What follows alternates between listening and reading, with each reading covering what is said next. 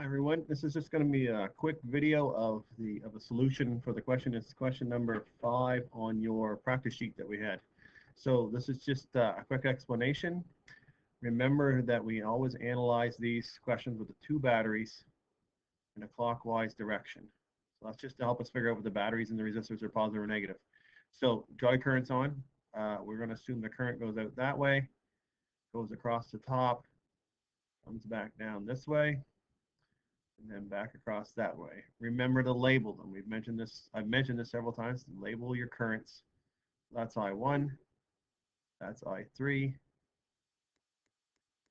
and then this one's going to come down this way, back up across, and that's your I2. This one's already determined to be downward, so we can't change that. This is still I3 on this side. And I need my loop. When I go around this loop, the battery and the loop are the same direction, so that's going to be a positive voltage there. These two are in the same direction. Remember, resistors are negative voltage if they're the same direction, and this one here is also the same direction, so that's a negative. And then on this side, because they're going opposite direction, this resistor is considered a positive.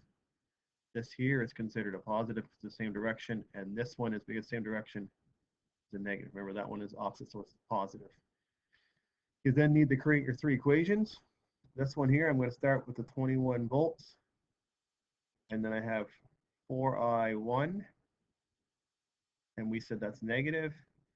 And then we have 3I3. And we said that is negative.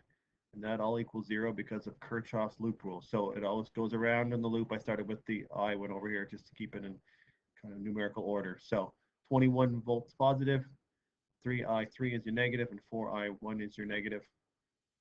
That is equation 1. Equation 2, starting, I always like to start the battery, it doesn't matter. 87 is your voltage and it's positive.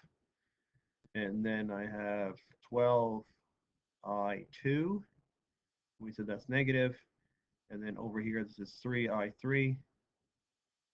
And that one we said was positive, and that equals 0. And remember, whatever resistors and voltages are shared across the middle, they have opposite signs for whether they're positive or negative. The voltage or the current, sorry, has to point in the same direction though. That's equation 2. Just going to scroll down a touch. Equation 3, I'm going to base it off of this point right here. In that one, I2 comes in, I3 comes in, and I1 goes out. So remember, it said Kirchoffs current rule says all of the current in I2 plus I3 has to equal the current coming out. That's your 3rd equation. And you're just going to make your matrix from this, unless you want to solve it the long way. And remember, it's always in the order of I1, I2, and I3. And that matrix will be to the power of -1, and you're going to multiply it by the voltage matrix. And that is voltage here.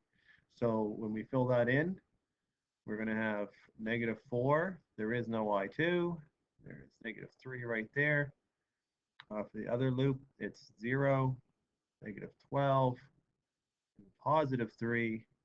And then I'm going to make the I1 by itself as -1, and that is 1, and that is 1. So from here, this is a +1, +1.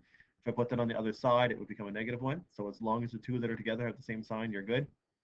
And my voltage, so this voltage goes on the other side, so that becomes a -21. This one, the 87 is also, that becomes a -87. And that is a 0. And when we solve that, the answer should come out to be 6, 7, and -1, which means, I wrote a statement, the currents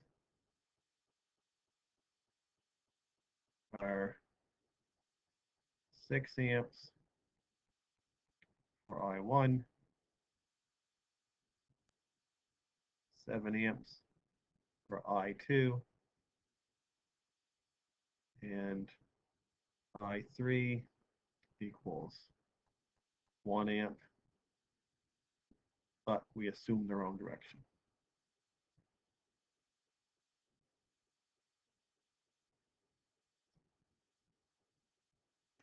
So hopefully that makes sense, right? Go back through. You can check your numbers if you like, but go back through all that. You can trace through.